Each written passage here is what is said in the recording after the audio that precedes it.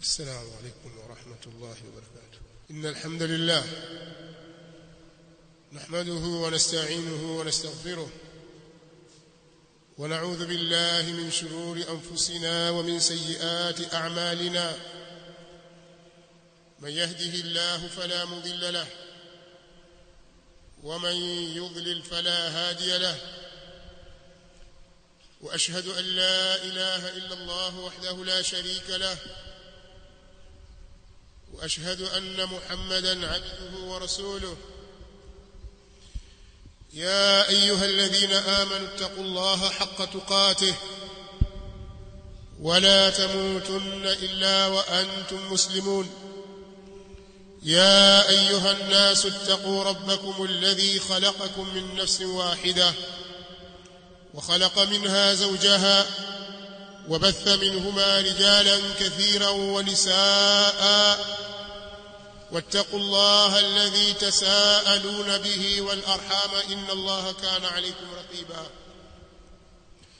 يا أيها الذين آمنوا اتقوا الله وقولوا قولا سديدا يصلح لكم أعمالكم ويغفر لكم ذنوبكم ومن يطع الله ورسوله فقد فاز فوزا عظيما.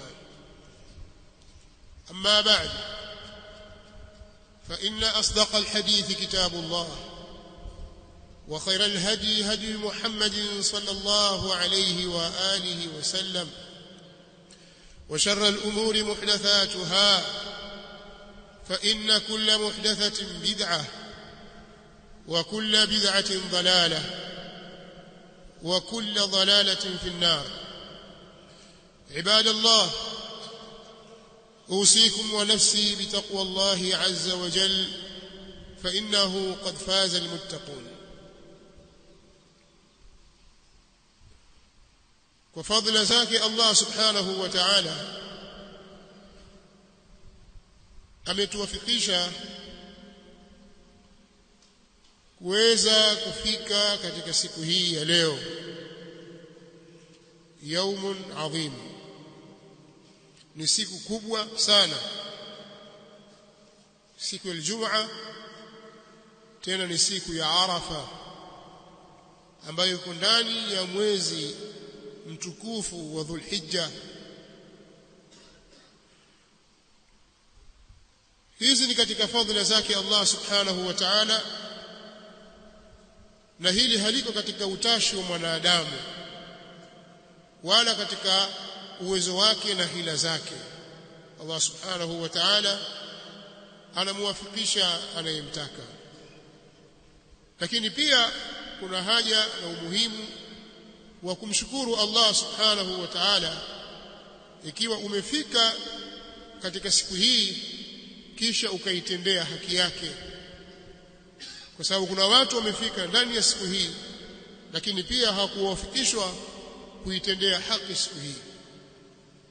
Tutazungumza machache yanayofungamana na siku hii ya leo ya Arafa, yani kuonyesha fadhila zilizomo ndani ya siku hii na mambo ambayo sisi Waislamu tunatakiwa tuyafanye katika siku hii ya leo. Kama ulikuwa unayafahamu baadhi yake na ukayafanya, fabiha wa ni'ma, na hiyo ndio khairi na baraka ya ilmu. Na kama ulikuwa hujui, kuna mambo yakakupita, basi hiyo ndiyo hasara ya ujinga.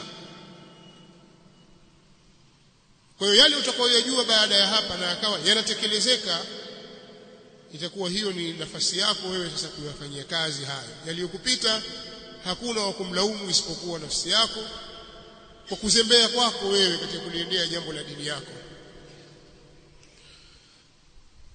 Kama tulivyosema, leo ni siku ya Arafa.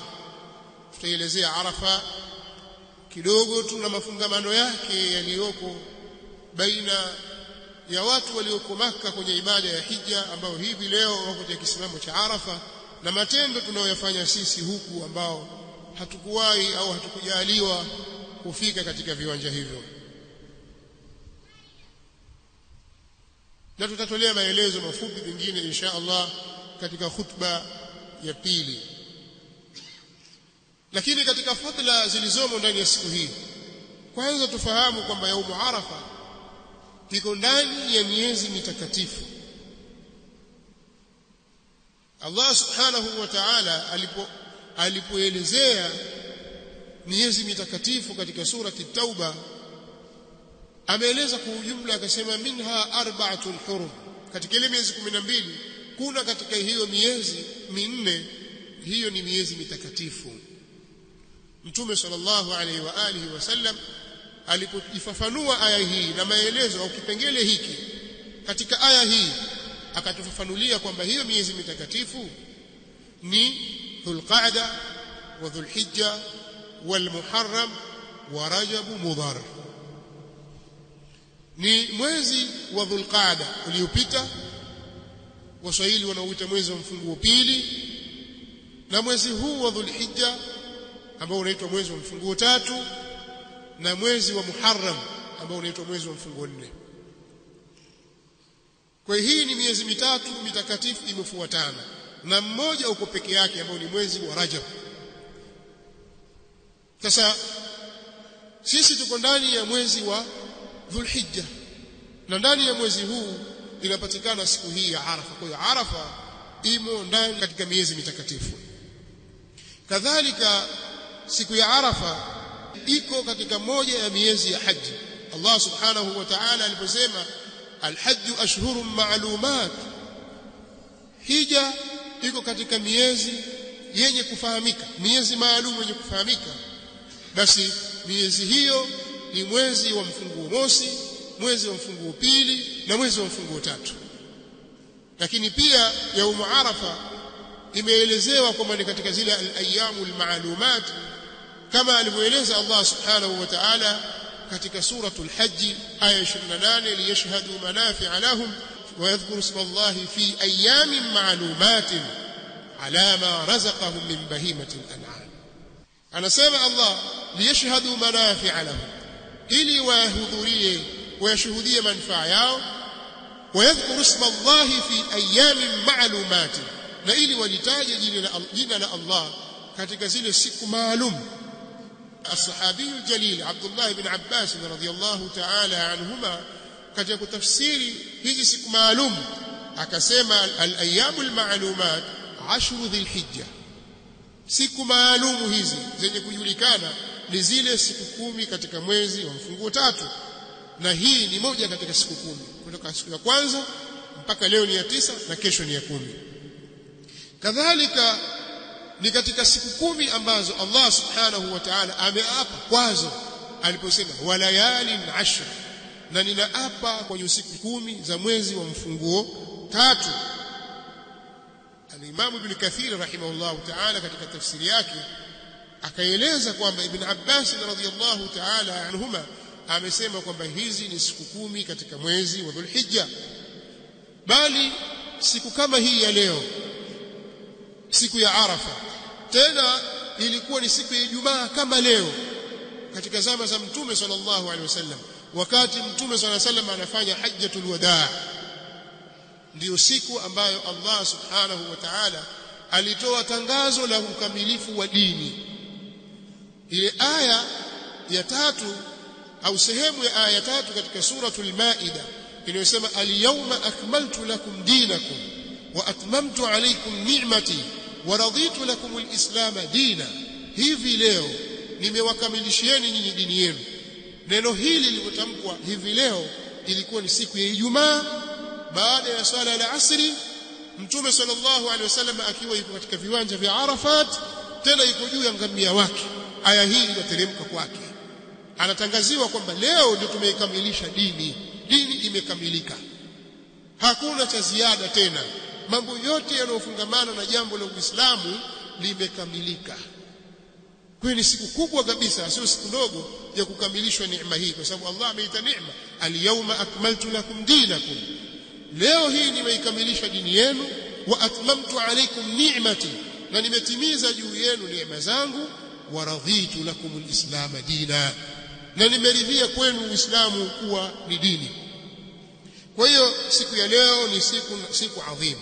Bali sasa katika mafunzo ya Mtume sallallahu alaihi wasallam pia anatuambia kwamba siku hii ya leo akitokea mtu akaifunga siku hii sunna ya siku ya Arafa Mtume sallallahu alaihi wasallam anatuambia alipoulizwa kuhusiana na kufunga siku ya leo akasema yukaffiru sanata almadhiya. Arafa, saumu ya Arafa inafuta madhambi ya mwaka uliopita, wasanata alqabila, na mwaka uliopo. Huu mwaka uliopo unaoendelea sasa, mwaka uliopita na mwaka uliokuwepo, kwa maana kwamba mtu anafutiwa madhambi yake kwa kufunga siku ya Arafa. Siku hii ya Arafa ni idi kwa watu walioko katika kisimamo cha Arafa, ni siku ya idi. Katika hadithi ya Mtume sallallahu alaihi wa alihi wasallam anasema yaumu arafata wa yaumu nahri wa ayamu mina iduna ahla alislam. Siku ya Arafa na siku ya kuchinja na siku za Mina ni idi yetu sisi enyi waislamu, ni idi yetu, ni idi zetu hizi sisi. Hadithi hii ameitaja al-Imam Abu Daud na ameisahihisha al-Sheikh al-Allama al-Muhaddith Muhammad Nasiruddin al-Albani rahimahullahu ta'ala. Lakini pia siku hii ya leo katika fadhila na matendo ya siku ya leo ni kufunga kama tulivyotaja, lakini pia kuna fadhila kubwa sana ya mtu kuomba dua. Kuna jambo kubwa, kuna shani kubwa mtu kujilazimisha kuomba dua katika siku ya leo. Mtume sallallahu alaihi wa alihi wasallam anatuambia khairu duai duau yaumi arafata, dua iliyo bora zaidi ni dua ya siku ya Arafa. Dua iliyo bora zaidi ni dua ya siku ya Arafa. Siku zote unaweza ukaomba maombi yako wewe kumuomba Allah subhanahu wa ta'ala, lakini maombi bora kabisa ni maombi utakayoyafanya siku ya Arafa. Kisha akasema tena, hadithi kaendelea, wa khairu ma qultu ana wan nabiyuna min qabli la ilaha illa Allah wahdahu la sharika lahu lahul mulku wa lahul hamdu wa huwa ala kulli shay'in qadir. Mtume sallallahu alaihi wasallam kisha akasema, na maneno bora kabisa atakayoyasema mtu katika siku hii, maneno bora kabisa ambayo nimeyasema mimi na wameyasema mitume waliokuwa kabla yangu, inapofika siku kama ya leo walikuwa wakisema maneno haya, la ilaha illa Allah wahdahu la sharika lahu lahul mulku wa lahul hamdu wa huwa ala kulli shay'in qadir. Kwa hiyo kuna dua ndani ya siku hii ya leo, ukakithirisha maombi kumwomba Allah subhanahu wa ta'ala juu ya mambo yako yanayokukabili duniani na akhera, khairi za dunia na akhera, kuomba Allah akukinge na shari za duniani na akhera. Hii ni siku kubwa sana, lakini pia watakiwa ukithirishe sana kusema maneno haya ambayo mtume wetu sallallahu alaihi wasallam pamoja na mitume waliotangulia walikuwa wakikithirisha kuyasema, nayo ni la ilaha illa Allah wahdahu la sharika lahu lahul mulku wa lahul hamdu wa huwa ala kulli shay'in qadir. Al-Imam Ibn Abd al-Barr rahimahullahu ta'ala alipoitaja hadithi hii akasema maneno haya, anasema wa fi dhalika dalilun ala fadli yawmi arafah ala ghairihi, na katika maneno haya kuna ushahidi wa fi dhalika, na katika hilo, yani katika hadithi hiyo kuna ushahidi na dalili juu ya fadla ya siku ya Arafa dhidi ya siku nyingine, kwamba siku ya Arafa imezizidi siku nyingine. Siku hii ni siku ambayo Allah subhanahu wa ta'ala anawaacha huru watu wale ambao tayari ilikuwa majina yao yameorodheshwa katika milango ya Jahannam, kwamba fulani atakwenda kwenye Jahannam, akifa alivyo atakwenda kwenye Jahannam, fulani na fulani na fulani, majina yameorodheshwa, listi na kaima ya watu watakaokwenda motoni yameandikwa katika mlango wa Jahannam. Ikifika siku kama ya leo kuna majina yanafutwa, futa fulani, mfute fulani, mfute fulani. Kwa hiyo kuna kithirishwa ya itkum minan nar, kuna kithirisha Allah subhanahu wa ta'ala hukithirisha kuwaacha watu huru na kuwakomboa wasiingie motoni. Hadithi imekuja anasema Mtume sallallahu alaihi wasallam, ma min ayamin yawm akthar min an yu'tiqa Allah fihi 'abdan min an-nar min yawm Arafah. Hakuna katika masiku siku ambayo akthar anakithirisha Allah min an yu'tiqa Allah fihi 'abdan min an-nar, kuacha huru zaidi Allah waje na moto, min yawm Arafah. Mfute fulani, mfute fulani, mfute fulani, wafute hawa. Kwa hiyo makundi ya watu yalikuwa yanastahili kuingia motoni lau kama wangekufa juu ya hali walionayo. lakini kwa sababu ya fadhila na ubora na amali zinazopatikana katika siku hii, Allah subhanahu wa ta'ala huwafutia madhambi waja wake na akawakomboa akawaacha huru na moto. Bali siku kama ya leo Allah subhanahu wa ta'ala hushuka katika mbingu ya ardhi na akiwaambia ahli as-samaa, yatabaha bi ahli as-samaa, Allah hujifakharisha kwa watu walioko mbinguni, viumbe bora, al-mala'ul a'la, anawaonyesha waja wake walioko ardhini, mnawaona waja wangu hawa, watu walioko katika viwanja vya Arafa. Hadithi imekuja kutoka kwa Mtume sallallahu alaihi wasallam, akhrajahu al-Imam Ahmad rahimahullahu ta'ala wa sahaha isnadahu al-Sheikh al-Albani rahimahullahu ta'ala, يقول صلى الله عليه وسلم: إن الله يباهي بأهل عرفات أهل السماء.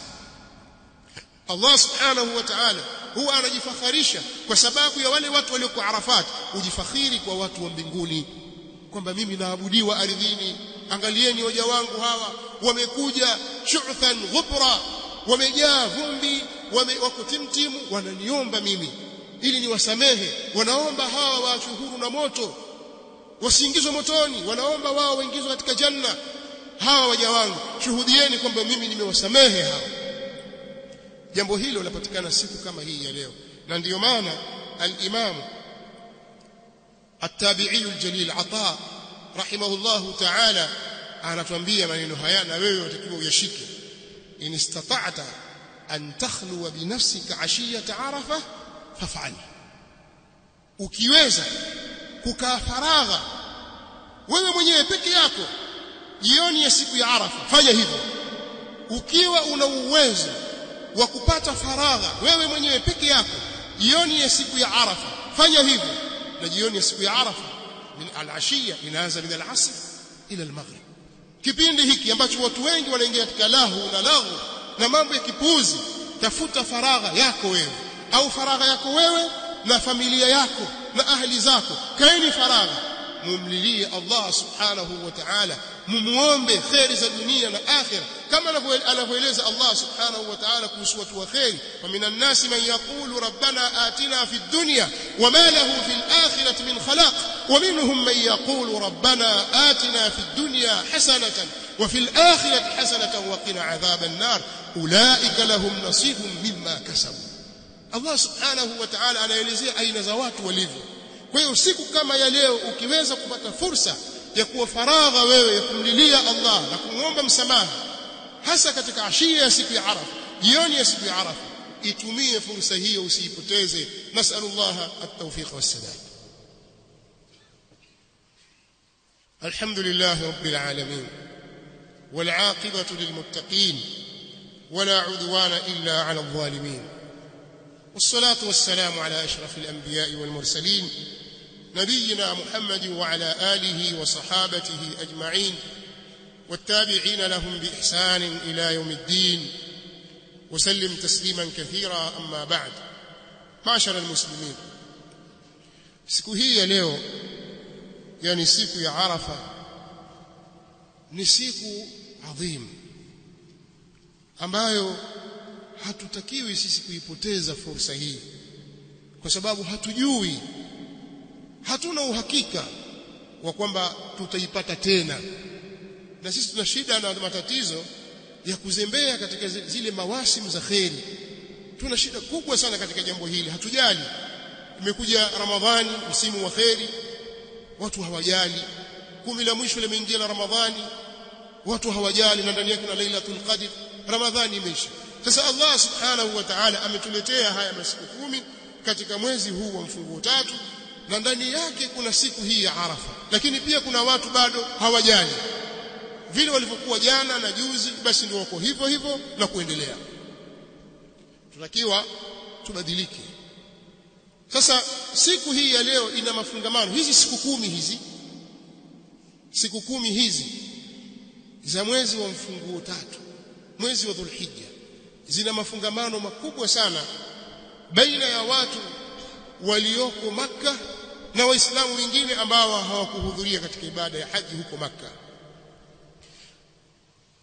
Al-Imam Ibn al-Arabi katika tafsiri yake Jami'ul Ahkam, al-Imam Ibn al-Arabi al-Maliki rahimahullahu ta'ala, katika tafsiri yake Ahkamul Qur'an, alipotafsiri ayati wadhkurullaha في أيام معدودات فمن تعجل في يومين فلا إثم عليه ومن تأخر فلا إثم عليه لمن اتقى. alipokuwa akitafsiri aya hii katika suratul Baqara akasema maneno haya, wa anna sa'ira ahli al-afaqi tab'un lilhajj fiha, watu wote waliopo katika pambizo za miji ya kando huko ambao hawakuja hapa Makka, wao watawafuata waliokuwa katika haji katika masiku hayo, watawafuata wao. Kuna nini huko, imekuwaje? Watafuata habari zao. Al-Hafidh ibn Rajab al-Hanbali rahimahullah ta'ala pia ana maneno mfano wa hayo kwenye kitabu chake kinachoitwa Fathul Bari, ambayo ni sharhi ya Sahih al-Bukhari.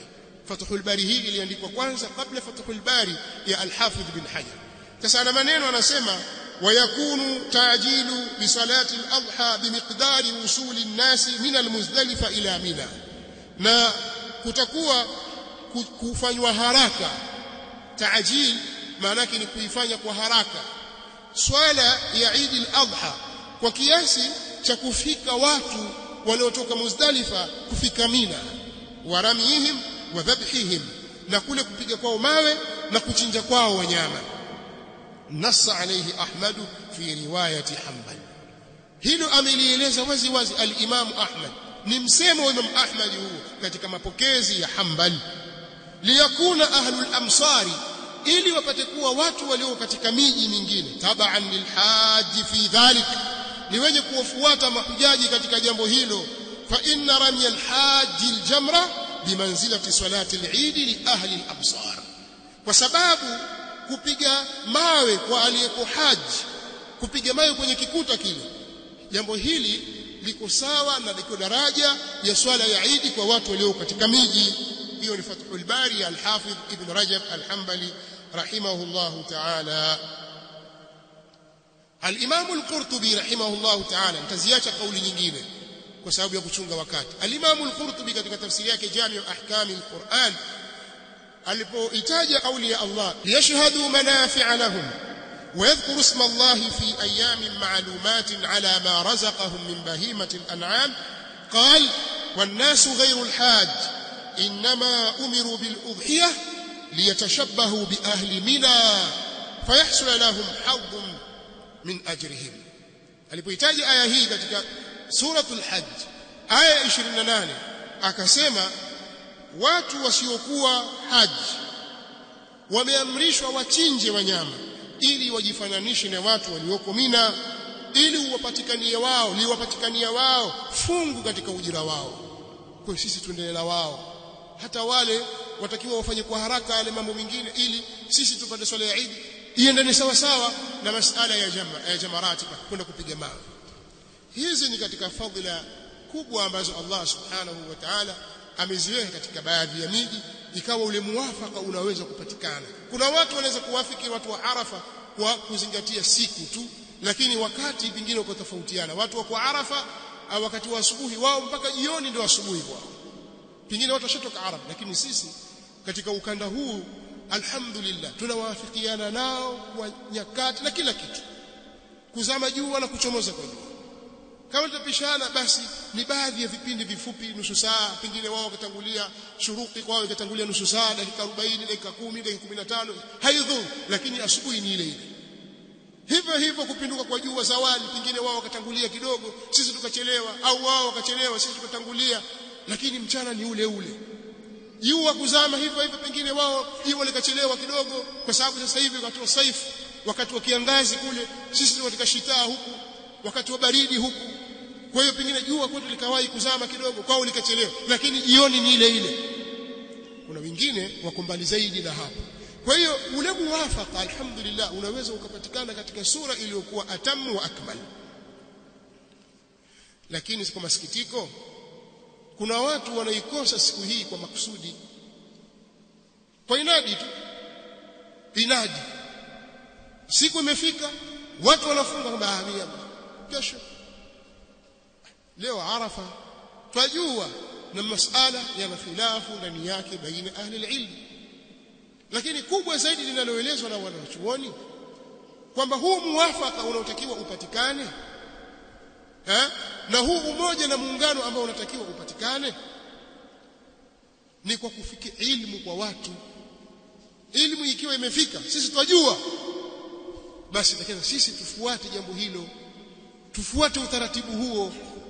Tukiwa hatujui, sisi tutakwenda kwa utaratibu ule ambao tumewekewa wengine katika sheria. Mtu akiwa hajui katika sheria, hata wewe mathalan, mtu jamaa yako pengine amesilimu leo, hajui, amekuja salatul jumaa hii hapa, hajui kusoma Fatiha, hajui kusoma suratul Fatiha, hajui kusoma alhamd, huyu amewekewa utaratibu mwingine wa kufanya.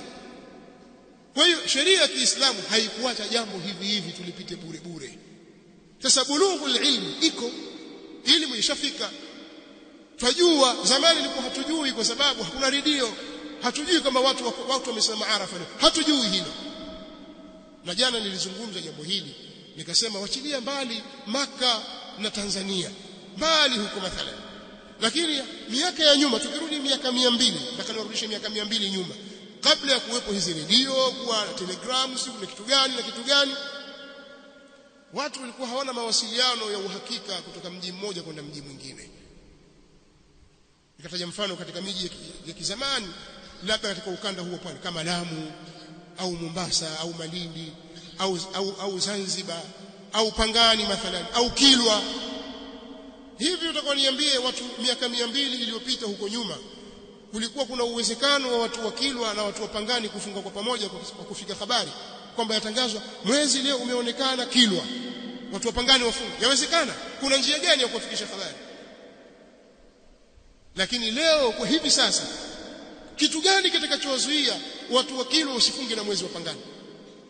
Na taarifa imetoka, bali si Pangani na Kilwa mathalan au Zanzibar na Dar es Salaam, bali swala hapa mpaka Kigoma mpaka Kagera, uwezekano wa kufikia taarifa sasa hivi upo.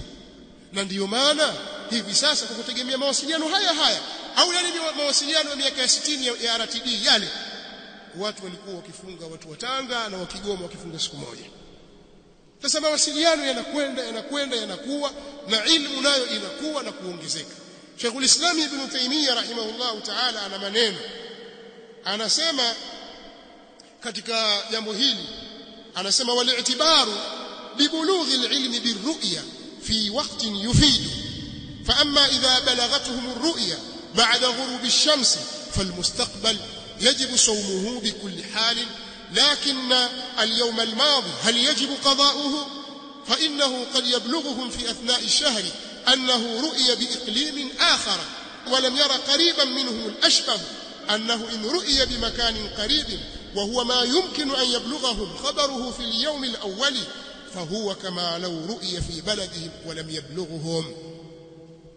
maneno haya maana yake anasema mazingatio yako katika elimu ya kuonekana, yako katika kufika elimu ya kuonekana mwezi katika wakati unaotoa faida. Ama kukiwafikia wao kuona baada ya kuzama jua, basi mwezi huo utakuwa ni wa siku inayofuata. Itapasa kuifunga kwa hali yoyote iwayo au kwa hali yoyote awayo mtu. Lakini je, siku iliyopita itamlazimu kuilipa?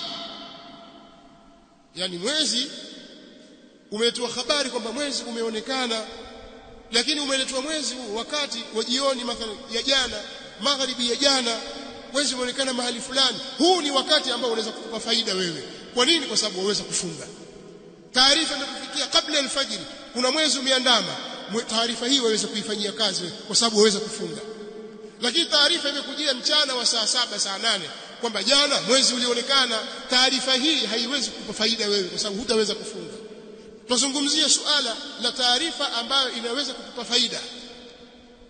Anasema mazingatio yako hapa, maadamu taarifa hii inaweza kukupa faida ya kutekeleza lile linalotakiwa, basi taarifa hii inatakiwa kuzingatiwa, uifanyie kazi. Ni sawa sawa, ni kama vile mwezi umeonekana katika mji wako, kwa sababu yeye anakataa masuala ya kugawa mwezi kwa majimbo na miji na mipaka ya nchi au kwa masafa ya kukusuru swala. Hilo jambo haliposema si katika dini ya Uislamu wala halina dalili, pamoja na kwamba ni jambo la khilafu, lakini halina dalili. Hili analoeleza ndilo lenye dalili, na kisa cha Qurayb chaunga mkono katika hili, kwamba watu wa Madina walijua na taarifa ya kuandama mwezi wa Sham, wako ndani ya Ramadhani tena mwishoni. Kwa hiyo hii habari haikuwapa faida kwa sababu hawakuweza kuifunga siku ile ambayo mwezi ulionekana. Kwa hiyo wakafunga siku nyingine. Hawa hawatalazimika kuilipa siku iliyopita. Haya ndio maneno ya kielimu tunayoambiwa. Kwa hiyo maadamu taarifa inaweza kutufikia na tukaifanyia kazi, basi kazi hii, taarifa hizi zisiwe za kiubaguzi. Iwe taarifa ikija kwa redio ndio tuifanyia kazi, lakini ikija kwa njia ya internet hapana. Ikija kwa njia ya WhatsApp tuitaki taarifa. La, maadamu ni taarifa imethibiti kutoka kwenye vyanzo halali vyenye kukubalika. Zingatia neno hili. Kama si vyanzo halali vyenye kukubalika au kutoka kwa watu wenye shubha, pingine kuna watu wao hawatazami mwezi, wanazingatia hisabu za falaki kama mwezi wa Libya. Usizingatie mwezi huo. Hata kama ikija taarifa usikubali. Hakikisha wameuona kweli au ni hisabu za falaki. Kwa taarifa ikifika ikawa ni taarifa iliyothibiti, unatakiwa uifanyie kazi, usiikatae. Ndiyo dini ya Uislamu inataka. Kwa hiyo tunaweza tukaikosa siku kama ya leo kwa sababu ya ushabiki. Funga, fanya ibada katika siku ya leo, utapata ajiri na hadhi mbele ya Allah subhanahu wa ta'ala. Tunapoyazungumza maneno haya, namalizia hotuba yangu. Kuna watu wanaona kwamba maneno haya yamejengeka katika misingi ya kiwahabi. Hawa watu waliokwenda kusoma Saudia wanatuletea jambo hili. Miaka 70 iliyopita nyuma hakukuwa na habari hizi. Miaka ya 60 watu hawakuwa na mambo haya. Sasa leo watu wameleta mfarka. Jana nilisoma kwenye kitabu na leo nayatanukuu kwenye kitabu cha Sheikh wa Qadiria akiitwa Muhammad Nasir Al-Qadiri, ambaye ni kiongozi mkuu wa Zawia Qadiria au Tariqa Qadiria Tanzania. Ashafariki, ghafara Allahu lahu. Katika kitabu chake kilichoitwa kuwa funga ya Arafa, kitu kama saumu ya Arafa, anasema Waislamu wote ulimwenguni, kitu cha habari kikubwa, kaandika kwa maandishi makubwa kabisa, Waislamu wote ulimwenguni wafunge sunna ya Arafa, siku ya Arafa sawa na Arafa ya Makka. Kitu cha habari kinasema hivyo. Huu ni ukurasa wa 23. Kisha akasema Muislamu yoyote asiyekwenda kuhiji Makka na akafunga nyumbani kwake siku ya Arafa ya Makka anapata thawabu za kufunga miaka miwili. Ukurasa wa 22. Kisha akasema kwenye ukurasa wa 23 akataja hadithi haijathibiti kutoka kwa Mtume sallallahu alaihi wasallam. Kisha akaitaja kwa sababu ni hadithi mursal pia. Akasema katika hadithi hii ya bwana Mtume sallallahu alaihi wasallam imeeleza waziwazi kwamba Waislamu wote wasiokwenda kuhiji Makka wanatakiwa wafunge ile siku ya Arafa ya Makka. Kurasa 23. Katika kurasa 25 unasema kwa maneno ya hadithi hii, kataja hadithi pale nyingine, kwa maneno ya hadithi hii hivyo dunia nzima pia Waislamu wote wanatakiwa kufunga Arafa katika siku hii ya Arafa ya Makka iliyotangazwa na imamu wa Makka, na sio kila mtu awe na Arafa yake mwenyewe. Anaendelea kusema inasikitisha kuona kwamba sisi tu hapa nchini kwetu, narudia, anasema inasikitisha kuona kwamba sisi tu hapa nchini kwetu ndiyo bado hatujazindukana katika kutambua ukweli huu. Sisi tu, kwa sababu tunajua sana, tuna mabingwa sisi, watu waliobobea katika mambo ya fani mbalimbali na elimu za mbalimbali, unaweza kujadili maneno. Tuna mabingwa sisi, watu hodari, sisi tu wa Tanzania. Haya maneno haya nayatilia mkazo mimi. Yeye maneno yake anasema inasikitisha kuona kwamba sisi tu hapa nchini kwetu ndio bado hatujazindukana katika kutambua ukweli huu. Waislamu hivi sasa wa dunia nzima wanafunga Arafa kufuatana na Arafa ya Makka. Wapo baadhi tu ya Waislamu hapa nchini, na kweli ni baadhi tu, maana watu wengi wamewaacha. Watasema wewe, lakini watu wengi wamewaacha. Haiwezekani. Mimi bwana naona mwenyewe Arafa watu wamesimama pale, nishajua, alafu kesho unapata. Kwa hiyo baka wewe usikubali wazee, watarudisha watu kwa wazee. Watu ambao hapana, mimi hapa sielewi hii Ramadhani kidogo, lakini hii unipate. Hawaeleweki. Tueleweka vipi? Sisi bwana kesho Jumamosi sisi kesho vipi? Ndio mmoja akajitokeza, tuliwahi kufanya naye mjadala kule Zanzibar. Sasa mimi nafanya uchunguzi siku 3, nimegundua kwamba Arafa Makkah, Arafa Makkah bwana, tutafuata Makkah sasa. Bado watakuja. Sasa anasema wapo baadhi tu ya Waislamu hapa nchini kwetu wasiofuata Arafa ya Makkah, wanasema kwamba ibada za hija kwa sisi tusiokwenda kuhiji Makkah hazituhusu. Kuna mabingwa wanasema hivi, sisi hatuhusu.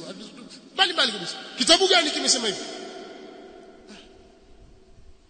Kwa hiyo wanaminyana wadai vitabu kama vile wavijua hivyo vitabu kweli.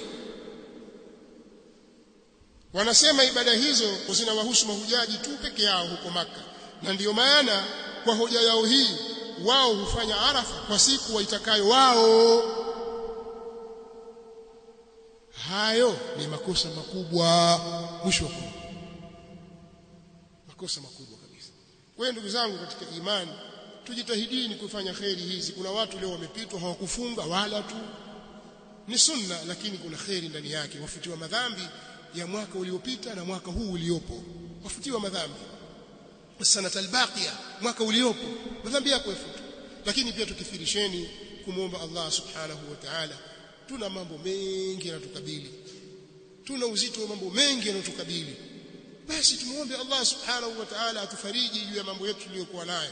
Kabla ya kuwakimbilia viumbe, tumkimbilie muumba Allah subhanahu wa ta'ala, na abwabuhu maftuha, milango yake imefunguliwa, hasa hii leo. Kwa hiyo hata kama wewe una kijikazi chako cha kutafutia riziki, cha kushughulisha, leo tu asili hii moja, hebu kiache tu kijikazi, tafuta mwenye kwenye chumba chako ujifungie huko, muombe Mola wako. Tafuta kwenye kipenyo mahali, kaa umuombe Mola wako. Fikiria yote uliyoyafanya katika makosa, kwa sababu siku zote matatizo yanakuja kutokana na madhambi ndio yanayotugharimu sisi. Sasa wafikiria leo yote, mimi kwa sababu nimemkosea Allah katika hili, na wewe wajua kitu gani, mahali gani umekosea, omba msamaha. Allah subhanahu wa ta'ala atayatengeneza mambo yenu. نسأل الله تعالى بمنه وكرمه أن يوفقنا لما يحبه ويرضى. اللهم وفقنا لما تحبه وترضى. اللهم وفقنا لما تحبه وترضى. اللهم إنا نسألك الهدى والتقى والغنى والعفاف والموت على دين الإسلام. اللهم وفقنا لهداك يا رب العالمين. اللهم إنا نسألك رضاك والجنة ونعوذ بك من سخطك والنار. اللهم ادفع عنا البلاء والوباء والزلازل والفتن ما ظهر منها وما بطن. اللهم ادفع عنا البلاء والوباء والزلازل والفتن ما ظهر منها وما بطن. اللهم انصر دينك وكتابك وسنة نبيك وعبادك المؤمنين. اللهم انصر دينك وكتابك وسنة نبيك وعبادك المؤمنين. اللهم من أراد بنا سوءا فأشغله في نفسه. اللهم من أراد بنا سوءا فأشغله في نفسه واجعل تدبيره في تدميره يا سميع الدعاء. اللهم اغفر للمؤمنين والمؤمنات والمسلمين والمسلمات الأحياء منهم والأموات برحمتك يا أرحم الراحمين. وصلى الله وسلم وبارك على نبينا محمد. قوموا إلى صلاتكم.